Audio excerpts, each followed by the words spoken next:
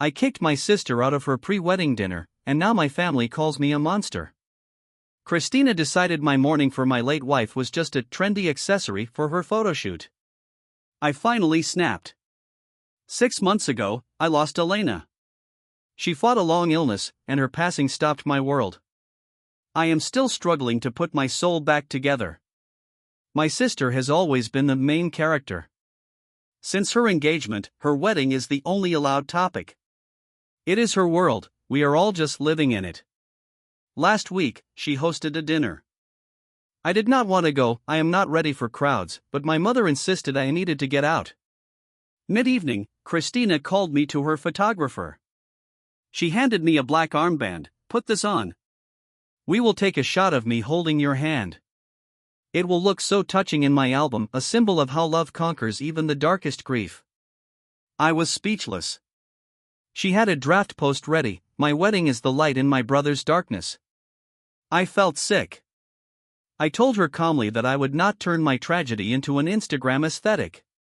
Christina did not apologize. She rolled her eyes, saying I ruined the vibe with my sour face. Then she broke me. Elena would want me to be happy. Stop being selfish for one day and help me make this perfect. Something inside me snapped. My voice was ice cold. Your happiness does not get to be built on my scars.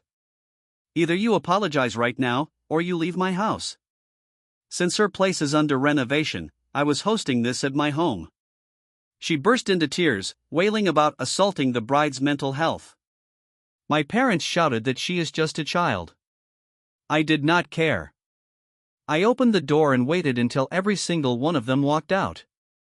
Now, my phone is a war zone. Mother says I owe Christina a therapist because I shattered the dream of family unity. Her bridesmaids are blowing up my DMs with insults. I sit in the silence, looking at Elena's picture, wondering, am I truly the bitter, selfish brother they say I am? I found out my sister was lying to our parents for years because of one phone call meant for me. She called, crying, saying she'd messed everything up and didn't know who else to talk to.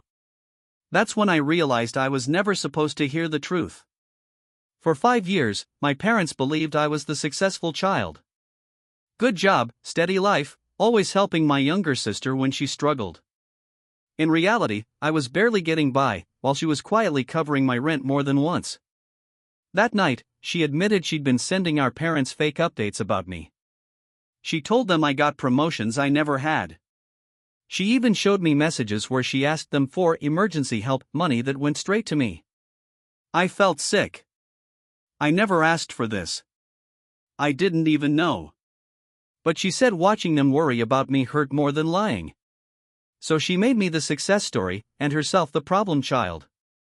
The conflict exploded when our parents visited unexpectedly. They congratulated me on a job title I didn't recognize. I couldn't lie anymore. I told them everything. My sister cried. My parents were silent for a long time. In the end, they weren't angry, just sad we both felt we had to pretend. Now we're rebuilding trust, slowly, honestly, without fake success stories. Most was how everyone reacted. He presented it like it was nothing, smiling, confident, like I didn't exist. And management loved it. I work in a small company where teamwork is just a word on the wall. I shared my concept during a casual brainstorming lunch. 2 weeks later, he pitched it to the boss as his own, with slides I'd never seen. When I confronted him privately, he laughed and said, "That's how ideas work. You didn't move fast enough." I went to HR with timestamps, notes, even witnesses. They told me to avoid conflict and suggested I learn to be more assertive. He got promoted. I got excluded from meetings. The breaking point came when he asked me to help implement his idea. I refused. Calmly. Professionally. The next day, I was written up for not being a team player. I quit a month later.